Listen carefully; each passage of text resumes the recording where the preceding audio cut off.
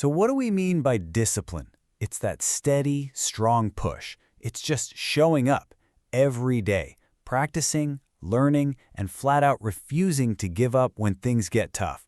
The engine is what takes all that raw, beautiful energy from your passion fuel and focuses it into one thing: powerful, upward momentum. And I love this because it shows you how these two things are partners. They have to work together. Your passion is the fuel. That's your why. It's the fire. But your discipline is the engine. That's your how. It's the push. And you absolutely need both, right? All that passion fuel with no engine, you just burn up on the launch pad. All engine and no fuel, you're not even going to start.